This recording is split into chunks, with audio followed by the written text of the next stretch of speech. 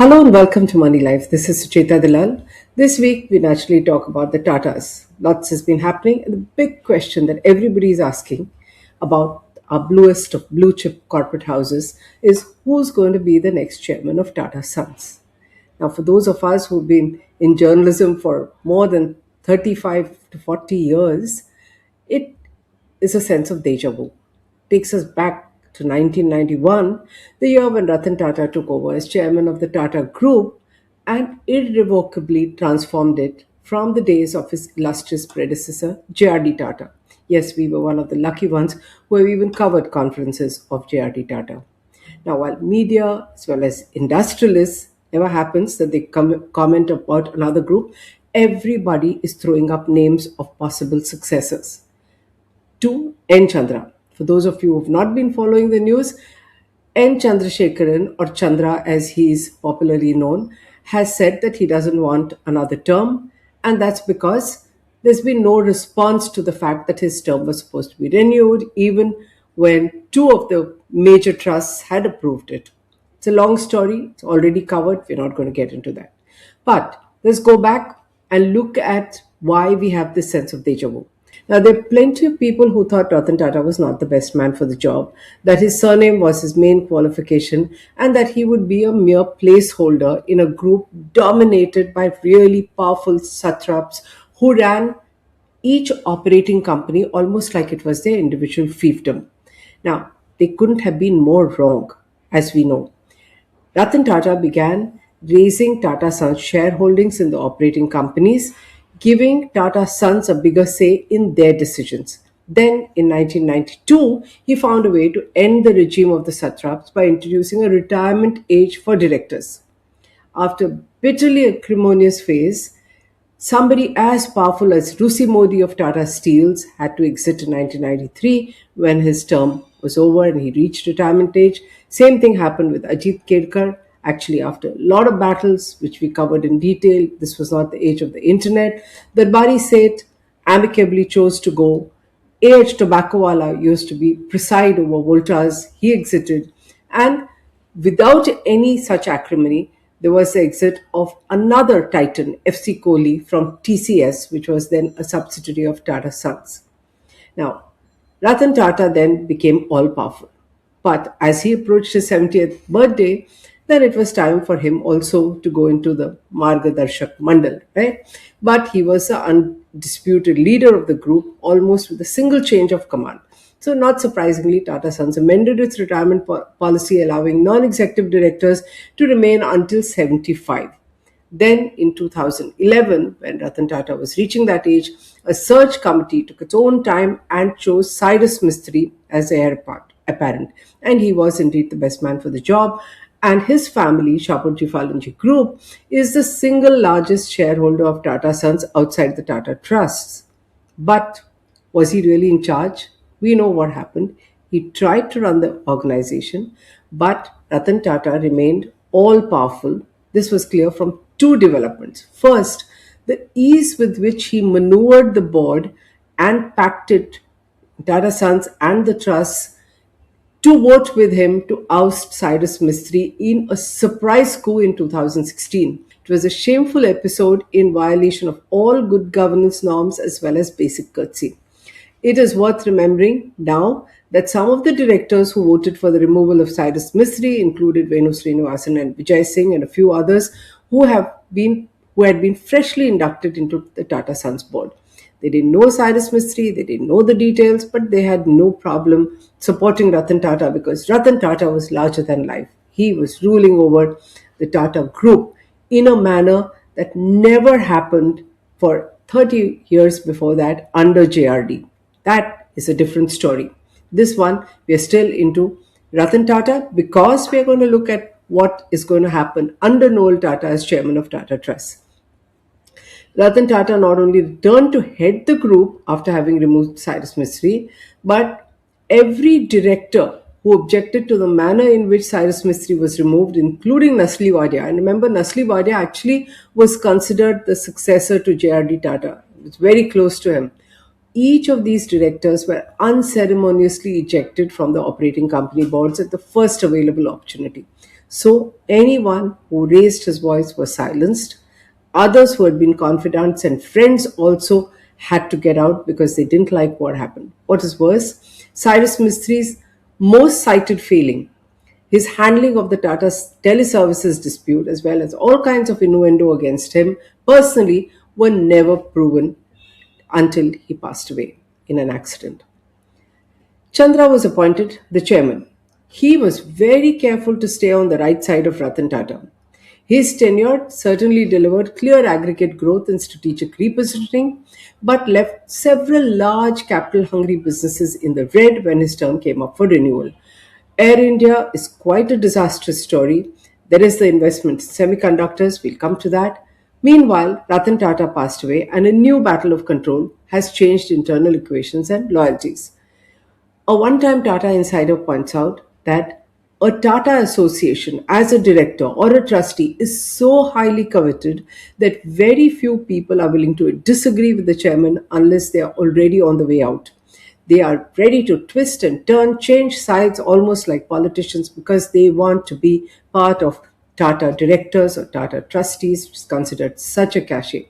So there's not only a sense of deja vu in Chandra's exit. Remember, only one trustee opposed his term renewal, and that was Noel Tata. Noel Tata took over after Ratan Tata. He's his stepbrother, and he's the chairman of Tata Trusts. But a fair question follows from this, which is this: why shouldn't Noel Tata want the same things that Ratan Tata wanted during his stints as the head of Tata Sons? Noel is, after all, Ratan Tata's half brother, has the Tata surname. He is the chairman of the Tata Trusts, which holds 66% of Tata Sons, and presides over a board stuck with names from the same institutional bloodline. The catch is, Ratan Tata has made it difficult for him. The path is not so easy because of changed rules. Ratan Tata headed Tata Sons as well as Tata Trusts for nearly 2 decades. But the articles of association of Tata Sons were amended in 2022, formally barring anyone who chairs Sir Dorabji Tata Trust or Sir Ratan Tata Trust, the two biggest of the Tata Trusts, from serving as the chairman of Tata Sons as well. So they are supposed to be two separate uh, chairmen after Ratan Tata, not until him, right? So Noel Tata doesn't have that luxury of saying, I'll take over both.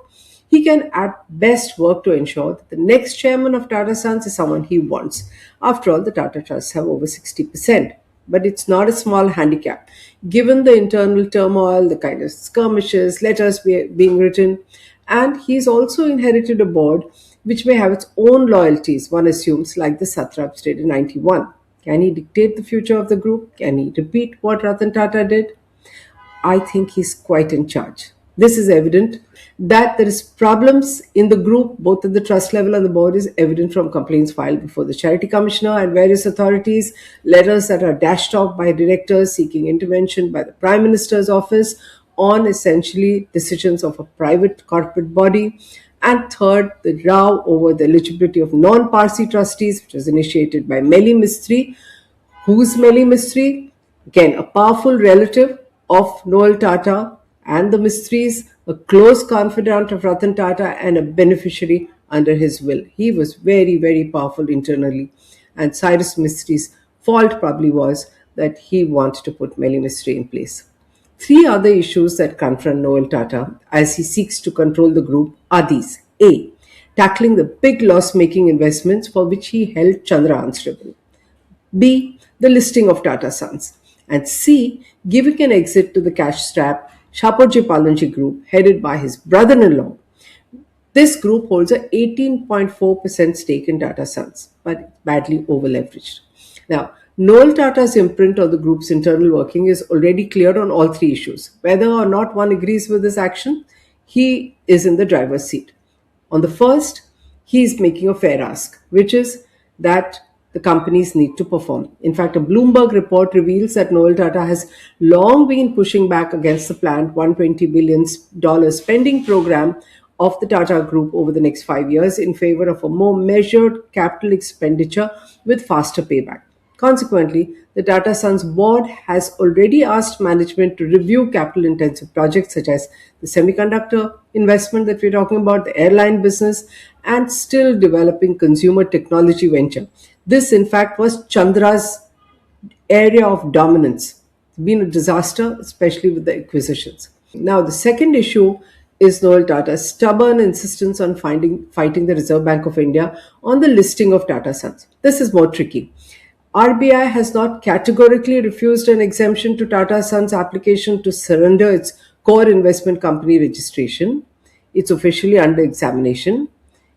But the revised principle based norms about listing have continued to list Tata Sons as an upper layer non banking finance company, which means listing is mandatory. So, RBI is playing a game of keeping everything open and not really issuing a directive or dictating as yet. Now, if Tata Sons chooses a long legal battle to fight the RBI, this means two things. One is the cash-strapped Shapoorji Pallonji Group, which already has its back to the wall, may have little choice but to accept what it considers a low-ball offer from Bombay House. It hopes and thinks that it's going to get a much better deal if Tata Sons is listed and it's able to offer its shares during the offer for sale, even after the holding company discount. And that may well be true. The SV Group's estimated debt is huge, 55,000 to 60,000 crore, and at a very high borrowing rate of 19 to 20%. What is worse, the entire promoter stake has been pledged, leaving it very little negotiating power. The group has been made an offer. This includes a share swap, which gives them operating company shares rather than the benefit of an exit through listing. Now, in 2017, Tata Sons converted itself from a deemed public limited company to a private company. This is after Cyrus Mistry's ouster, and probably Ratan Tata was expecting a big legal battle. So they even changed the Articles of Association and made the SP Group shares non transferable without Tata consent. They had no say in the matter. Now, Noel Tata appears to pursue the same ruthlessness in dealing with his wife's family as Ratan Tata did to ensure total control. Don't forget who's the SP Group. Noel Tata's wife is the sister of Shapoorji Mistry and Cyrus Mistry. But he's being completely ruthless about the price at which he wants them to exit. This, to me, looks like Ratan Tata 91 all over again. So deciding Chandra's successor is the least of Noel Tata's problems. I believe that he's well placed to influence who gets the job. Of course, there'll be a formal ratification by the search committee as usual. But whether Noel Tata can extend his grip over the group in the same manner that Ratan Tata did depends on how he handles three problems. The large loss making investments. He has to prove that he can do better, having shown Chandra the exit door. The listing of Tata Sons, where taking on the RBI is not easy. Will he end up doing that? And third, how he behaves with his in laws, the Mistry family. But there is a larger question beneath all three. Tata Sons cannot fund Air India's losses and the semiconductor ambitions from internal cash generation indefinitely. RPI is watching this. So while you may have closed out your debt, you have huge problems sitting there and you will need to raise money sooner or later. Outside capital and the listing is the cleanest route to do it. Noel Tata therefore has a choice. Use his leverage to take Tata Sons public on terms that protect the group and give the SP family fair market access, or resist the listing and use the group's financial muscle to settle with his in laws on his terms, or rather, Tata terms. That choice will tell us what kind of a chairman Noel Tata really is. Ratan Tata used his power to break the satraps and then consolidated control around himself. Not such a good thing in my view. Noel Tata has inherited that control without holding the chairman's seat in Tata Sons. Whether he uses it to build a stronger Tata Group or simply to keep the family's grip tighter will be the mark of his stewardship and his leadership. You may have different views, but that's what I think after watching the group for such a long time. Thank you so much, and if you like what I said, do subscribe and share.